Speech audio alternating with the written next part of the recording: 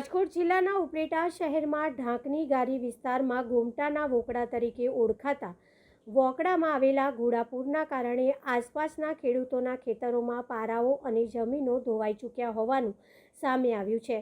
તાજેતરમાં પડેલા ધોધમાર વરસાદને કારણે નદી નાળા અને વોકડાઓમાં આવેલા ઘોડાપૂરના કારણે ઘણા વિસ્તારોની અંદર નુકસાની થઈ હોવાનું સામે આવ્યું છે। ત્યારે આવી જ રીતે રાજકોટ જિલ્લાના ઉપલેટા શહેરમાં ઢાંકની ગારી તરીકે ઓળખાતા વિસ્તારોમાં ગોમટાના વોકડા તરીકે ઓળખાતા વોકડામાં આવેલા ઘોડાપૂરના કારણે ખેડૂતોના જમીનોના પારાઓ અને વોકડાની આજુબાજુનો વિસ્તાર ધોવાઈ ચૂક્યો હોવાનું સામે આવ્યું છે। આ ધોવાણના કારણે અહીંના ખેડૂતોના ખેતરોના પારાઓ અને ઘણી ખરી જમીનો ધોવાઈ ગઈ હોવાનું સામે આવ્યું છે। ત્યારે આ મામલે સરકાર દ્વારા મદદ કરી યોગ્ય કાર્યવાહી કરવામાં આવે તેવી માંગ કરાઈ છે। અહીં આવેલા ધોધમાર વરસાદના કારણે આવેલા ઘોડાપૂરને લઈને અહીંના વોકડાનું પાણી અને તેમનું લેવલ ખૂબ જ વધી જતાં તેમની આસપાસની જમીનોનું ધોવાણ થઈ ચૂક્યું છે।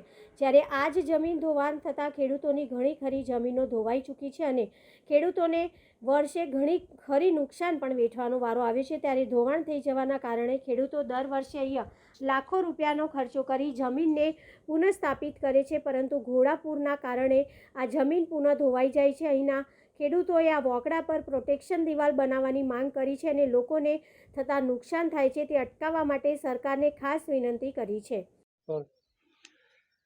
નમસ્તે મિત્રો, ઉપલેટાની ઢાંકની ગારી જે કહેવાય છે એ ઢાંકની ગારીમાં આ અમારી જમીન છે આવેલી છે। ત્યાં આ ઓકડો છે, એ ઓકડાનું નામ કદાચ હું ન ભૂલતો હોય તો ગોમટો ઓકડો એવો કંઈક ઓકડાનું નામ છે। લગભગ મોજીરા ખાખીજરિયાથી આ ઓકડો આવે છે અને વેણુ ડેમમાં આ ઓકડો ભળી જાય છે। એ ઓકડો અહીં પૂગતા એવડું મોટું, એટલી બધી વિશાળતા અહીં જગ્યા લઈ લે છે કે જેને હિસાબે એનો પાણીનો મારો થાય છે। એ પાણીના મારાને હિસાબે દર વર્ષે મારી આ જમીન છે એ ધોવાય છે। દર વર્ષે ત્યાં લાખો રૂપિયાની માટી છે એ નાખવામાં આવે છે અને દર વર્ષે એનું ધોવાણ થાય છે। એ પાણી છે એ ખેતરમાં ગરી જાય છે। આજુબાજુના ખેડૂતોને પણ આના હિસાબે બહુ મોટી નુકસાની થાય છે।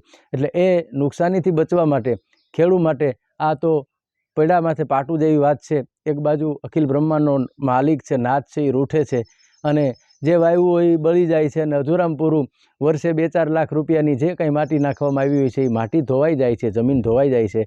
તો મારી સરકારશ્રીને વિનંતી છે કે પ્રોટેક્શન વોલ, પ્રોટેક્શન દિવાલ કરી અને એ પાણી છે એ આ જમીનને નુકસાન ન કરે, અમારી જમીન ધોવાય નહીં એવું આપ કરશો એવી આપને પ્રાર્થના।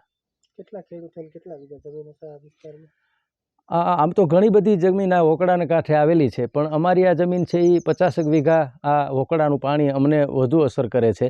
કારણ કે અહીં ચેકડેમ હતો, એ ચેકડેમના હિસાબે પણ એ ચેકડેમ પણ તૂટી ગયો છે અને સામેથી માંડીને અહીં લગીની એ આખી જે એની વિશાળતા છે, ઓકડો આમ નાનો હોય છે પણ અહીં આની કદાચ 1.5 મીટર જેટલી આ પોળો આ ઓકડો છે। એટલે એ ઓકડાના પાણીના હિસાબે એનું વમળ પડે છે, એ વમળના હિસાબે એનો સીધો માર છે એ અમારી જમીનને પડે છે।